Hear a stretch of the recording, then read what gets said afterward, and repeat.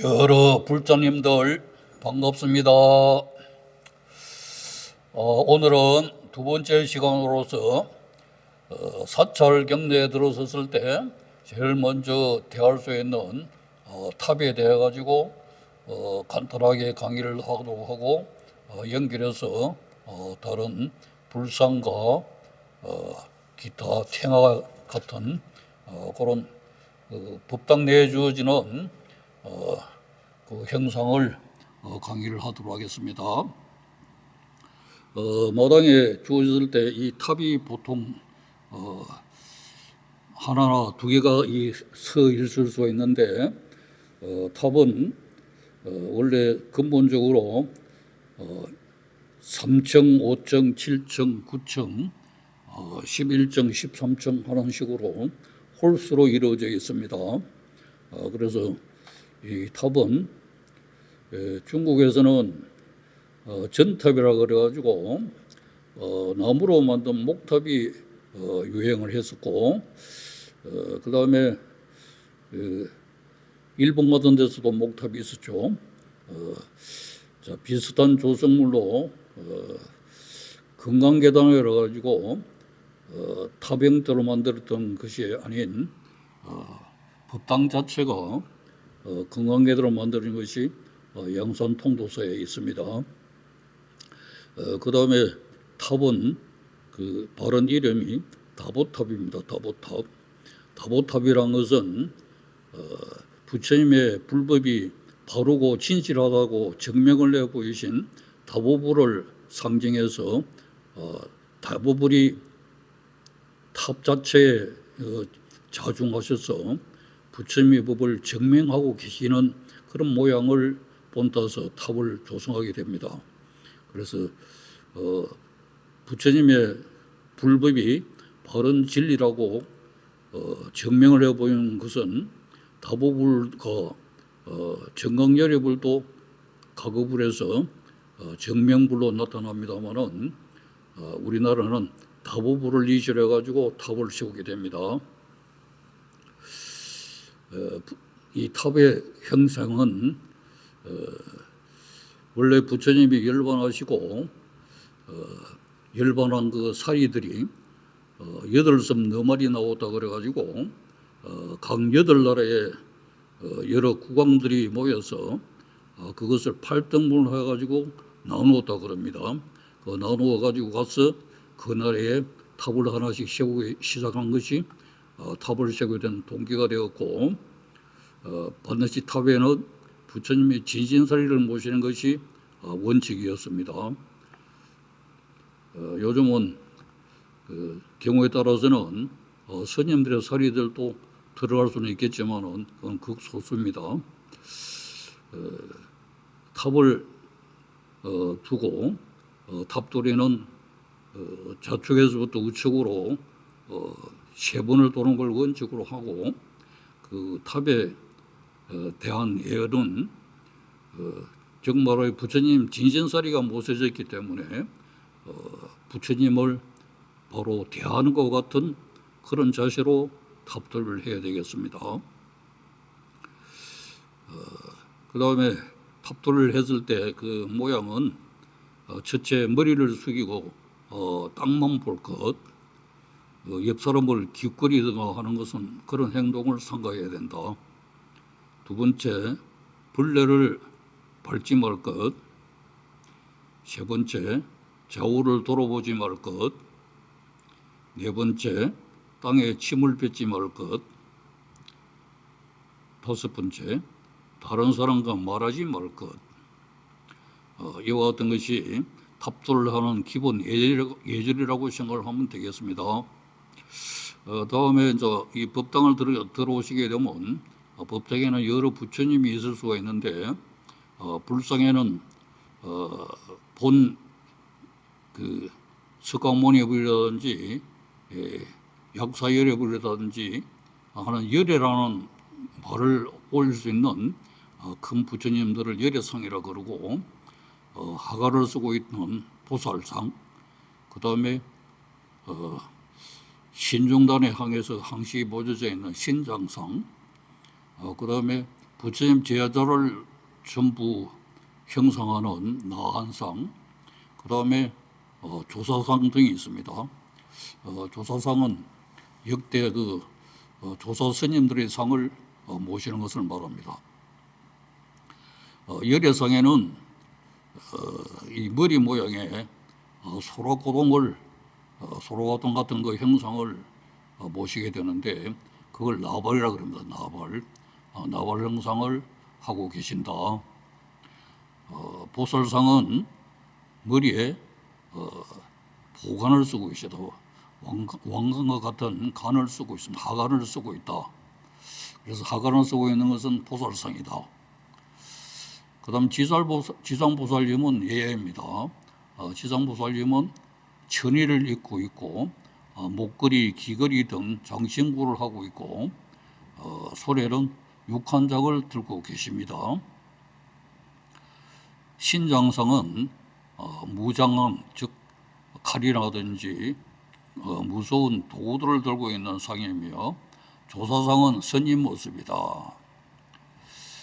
불상은 형식에 따라서 한 분을 모시는 단독상이 있고 삼존부를 모시는 삼존상, 병자상이라 그래가지고 쭉 나란히 길게 늘어서 있는 모양을 말을 하는데 병자상에는 그 5분을 모실 수도 있고 그 다음에 7분을 모실 수도 있는 그런 식으로 병자상을 두기도 한다. 그 다음에 부처님 앉은 자리에 따라 가지고 서 있는 분을 입상이라고 하고 앉아 있는 모습은 좌상, 그 다음에 누워 있는 상은 와상, 유행상, 결가부자, 방가부자, 의자에 앉아 있는 의자상 등이 있습니다. 그럼 제일 먼저 우리가 많이 찾게 되는 대웅이라 칭하는 대웅이라는 것은 가장 큰 수컷을 말하고 가장 어떤가는 부처님을 일컬었을 때 대웅이라고 그럽니다. 그래서 큰 법당은 대웅전이라고 그러죠. 그래서 대웅전의 정각상에는 서강모니물을 모시게 되는데 서강모니물은 손으로 이 모양을 나타내는 이 이제 그 인이 수인이라고 그러는데 이 인이 항마촉진, 항마라는 건 땅에 준 모든 것을 잠재우는 즉 고요롭게 하는 그런 항마촉진이 있고 그 항마촉진은 땅을 가리키는 손을 나타냅니다. 선정인, 고요롭게 선정에 되어 있는 선정인이 있고 전법륜인, 법륜을 굴리는 그런 인을 하고 있고 합장인, 합장인에는 주로 법화경을 이시로 하는 이 도량에서 합장불에 주어지는 입상을 많이 모시기도 합니다. 이와 같은 수행들을 하고 있고 가사는 편단후견이라 그래가지고 반드시 오른쪽 어깨를 드러내고 있는 모습이다. 흡시로는 좌우에 둘 수 있는 흡시로는 문수보살과 보현보살을 두고 있고 경우에 따라서는 가습존자와 안한존자가 있을 수도 있다. 요즘은 본 뜻에 따라서 각자 그 사찰 그 형식에 따라 가지고 그 모습은 좀 바뀌어진 상을 둘 수 있지만은 근본적인 것은 문수 보현이요 가습과 안한존자가 원칙이다. 그다음 아미타불상이 있는데 아미타불상은 수인은 쿠푸님을 하고 있으며 가사를 양어깨에 걸친 통견의 모습입니다. 양어깨에 다 가사를 같이 걸치고 있죠. 협신은 좌우에는 간센보살과 대세시보살이다. 그래서 부처님이 앉아있는 기준을 해서 항시 좌측이 상수라고 그럽니다. 그래서 상수의 간센보살이요 그다음 우측에 주어지는 보살은 대세지 보살이 된다. 경우에 따라서는 아미타불과 간센보살과 지장보살을 모시기도 합니다. 그래서 지장보살은 그 하관을 쓰지 않았기 때문에 침작하기가 더욱더 쉽습니다. 그다음에 비로자나불상이라 그래가지고 지근인을 하고 있다. 지근이라는 것은 왼손가락을 오른손으로 감싸고 있는, 손가락을 쥐고 있는 모습, 그것이 지근인이라 그러면 지근인. 그래서 흡주로는 노사나불과 석가모니불을 모실 수가 있고, 그 다음에 이 세 분과 비로자나불, 노사나불, 석가모니불, 그 다음에 아미타불, 약사열애불, 이렇게 해서 5불을 모시기도 합니다. 그게 아미타불이나 약사열애불이 아닌 문수보살이나 보현보살을 다시 협시로 모시기도 합니다. 미륵불상, 미륵불상이라는 것은 미륵불이라는 것은 이 세상에 태어났을 때 다시 부처의 몸으로 받아났을 때가 56억 7천만 년 후라고 얘기했고 56억 7천만 년 동안 이 미륵보살은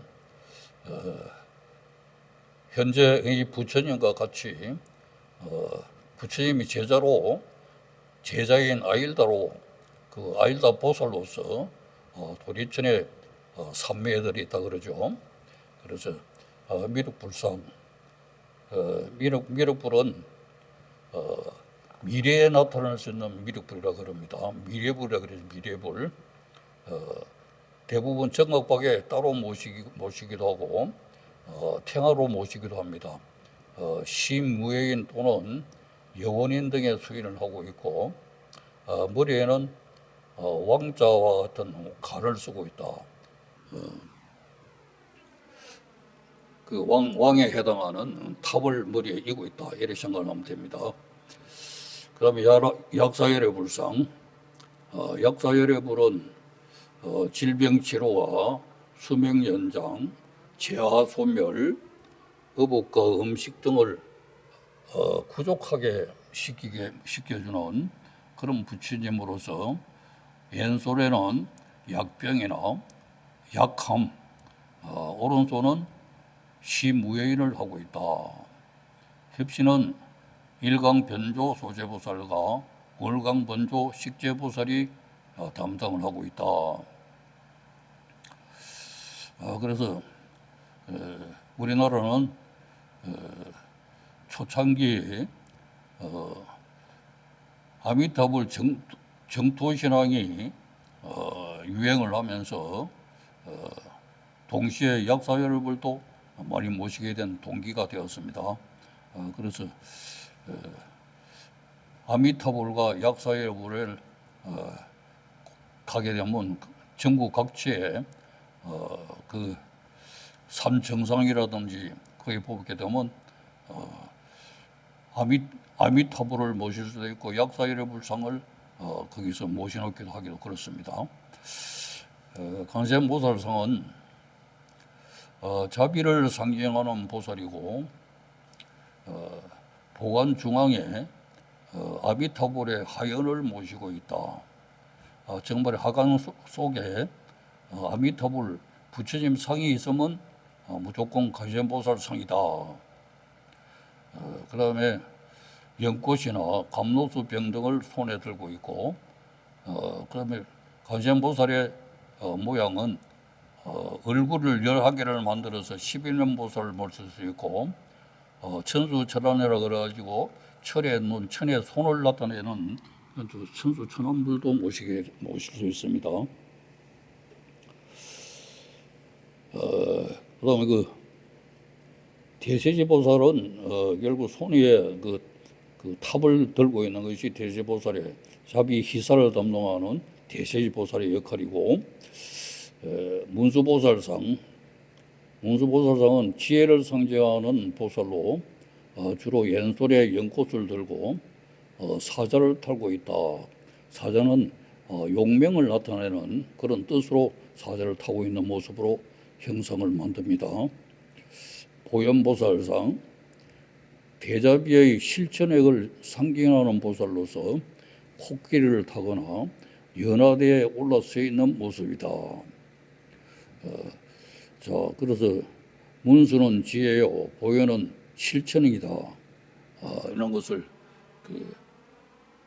이제 명심을 하시고, 지장보살 이번 대비원력을 상징하는 보살로서 스님 모습으로 삭발한 머리에 두건을 둘렀으며 육한장을 들고 있다.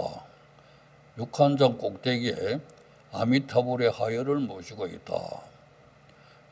육한이라는 것은 한이라는 건 가락지, 둥근 가락지를 말하고 그 가락지 한 개 한 개가 육도 세계를 나타냅니다. 천부신장상 본래 인도 재래 신들로 불교에 기이하여 부처님과 불교를 지켜주는 호법신장이 된 신들입니다. 기족, 정균, 그 다음에 온화한 모습, 갖가지 형상, 그 다음에 인왕상, 사천왕상, 제석천상 등의 상을 모실 수가 있고, 그 다음에 나완상이라 그래가지고 부처님의 제자들의 모습을 모실 수가 있는데, 그 나완상에는 정말해가지고 부처님의 제자인 가섭존자나 아란존자를 모실 수 있고, 그 다음에 나한전이라 그래가지고 나한전 영산정이라는 데 가게 되면 영산전의 본뜻은 부처님이 영직산에서 철법을 하는 그 모습을 재현을 한 이 도랑입니다. 그래서 재현한 모습대로 부처님이 좌우에 두 양보살과 그 다음에 16아란, 18아란과 그 다음에 500아란, 1200아란인들을 쭉 모셔서 그 당을 꾸미고 있는 것을 나한전, 영산전이라 칭합니다. 그래서 이 조사상에 주어졌을 때는 용수보살상, 주작, 셰친, 현장, 그다음 원효, 의상, 지장, 달마, 보조선사 등의 형상을 모실 수가 있다. 그다음에 탱화의 종류는 상단, 중단, 하단 이 3단으로 구분이 됩니다. 상단에는 석가모니 불이라든지 아미타불이라든지 비로자나부든지 약사의료불 탱화들을 모실 수가 있고, 중단에는 신중단에 모시는 탱화를 말하고, 그 탱화의 중앙은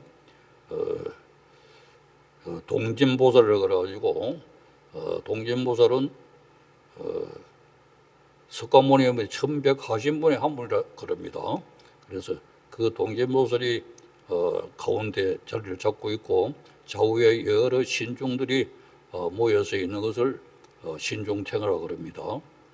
그 다음에 하단에 주어지는 영단에 주어지는 탱화를 말하는 것이고, 그래서 명부전에는 그 탱화 자체가 감로탱화라 그래가지고 지옥세계와 그 영가당에 주어지는 그 세계를 나타내는 것을 감로탱화라 그래요. 감로탱, 탱화, 그 다음에 줄여서 감로탱 이런 말을 하기도 합니다. 그다음에 법당의 이 좌우에 보면 이 벽화들이 그려져 있고, 사찰 정각 벽에 그리는 이 그림들을 이제 이 벽화라 그러는데, 거기는 보면 그 질들지 않은 소가 길을 질들여서 마음에는 자기의 마음을 넣고 바로 수행자의 그 수행하는 그 정진을 나타내고 그 정진에 의해서 마지막에는 깨달음을 얻는 그 과정을 나타낸 이제 심우도가 주종을 많이 이룹니다. 그 다음에 심우도 그것을 모구 소를 길들여서 도에 이른다 하는 그런 뜻으로 모구도라 하기도 합니다. 그 다음에 감노도는 조금 전에 얘기했고 불설 우람분경이라든지 우람분경 변상도라든지 이런 것을 모실 수가 있고 그 다음에 극락세계에서부터 지옥세까지를 이루는 그것을 탱으로 나타낼 수 있는 감노태나 감노왕도를 만들 수도 있다, 둘 수도 있다. 개불이라는 또 용어가 있는데 이 개불은 야외에 주었을 야외에서 큰 부패를 행했을 때 내거는 큰 개불, 큰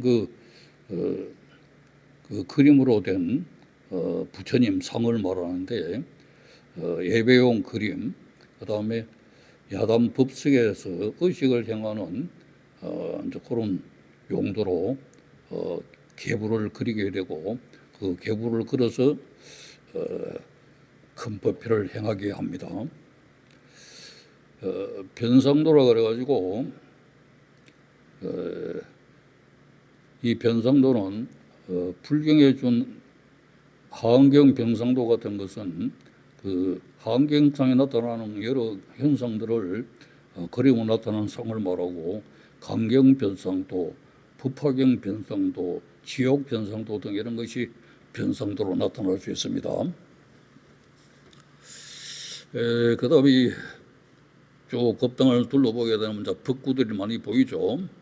법구, 법에 쓰여지는 도구, 불구, 그 다음에 사물 이런 것이 불교 용어에 들어갑니다만은 법구나 이 불구는 똑같은 내용이 되겠고 사물이라는 것은 큰 북이라든지 그 다음에 요령이라든지 징이라든지 그 다음에 목탁 이런 것을 사물이라 그러고 이 법구라는 것은 큰 북을 말하는 것이고 큰 북은 결국 세가족으로 만들어졌으며 그 용도는 그 소리를 듣고 짐승세계와 중생을 깨우치게 하기 위해 가지고 그 북세를 내게 합니다. 운판이라 그래가지고 청동이나 철로 만든 넓은 판을 말하는데 이것은 용도는 공중을 날아다니는 중생과 후공을 떠도는 영혼을 제도하기 위해서 그것을 운판을 치게 됩니다. 모거, 다음 모구가 있습니다. 모구는 나무를 물고기 모양으로 깎아 배 부분을 파낸 것으로 두 개의 나무 막대기로 두드려서 소리를 낸다. 물에 사는 고기나 중생을 제도하기 위해서이다. 물고기는 항상 눈을 뜨고 있는 것이 마치 수행자가 항시 깨어 있는 것과 같은 것으로 물고기를 보고 정진해야 된다는 것을 알아야 되고 여기서 덧붙여서 불교의 고기는 잉어가 바른 불교에 속합니다. 그래서 모거도 잉어를 가지고 잉어 모양으로 모거를 만들게 됩니다. 범종이라는 것은 조석 예불시 이것을 범종, 작은 종을 예불종 이렇게 하기도 합니다. 그래서 큰 행사 때 사용하고 그 다음에 아침에는 28병, 저녁에는 33번을 친다.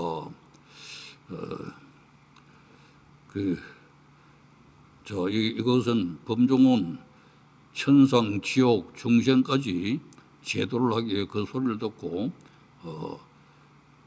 깨달음을 얻게 하기 위해서 이 범종을 치게 되는 것입니다. 목탁. 목탁은 의식을 집전할 때나 그 다음에 의식의 시작과 끝을 나타낼 때, 그 다음에 전체의 흐름을 조절하기 위해서 친다든지 하는 여러 신호용으로 사용을 하기도 합니다. 그 다음 죽기. 선방등에서 수행자를 지도할 때 사용하고,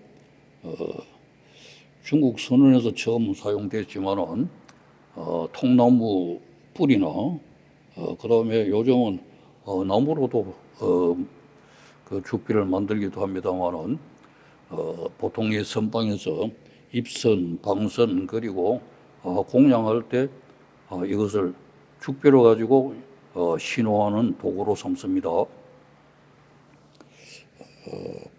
바로 부처님 당시부터 출가 수행자들이 공양을 할 때 쓰는 밥그릇을 말합니다. 그래서 절간에서는 바로로 통하는 것이고 그 밥그릇이란 말은 쓰지 말아야 되겠죠. 요령이란 것은 법요식을 할 때 사용을 하고 법회를 집전하는 스님이 중요하게 사용하는 법구입니다. 이 요령도 여러 중생들, 그 다음에 사후세계에 있은 여러 영혼들을 인도하는 도구로도 사용을 합니다. 염주, 기도하거나 절을 하거나 참여할 때 그 수를 세기에 사용합니다. 염주는 108번뇌를 나타내는 108염주가 기본입니다.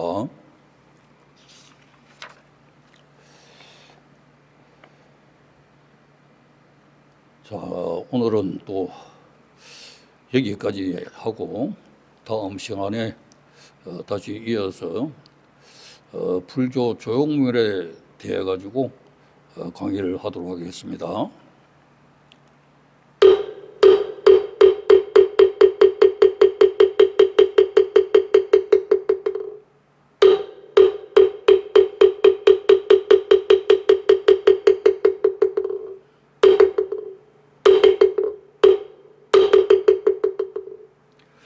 다 같이 성불합시다.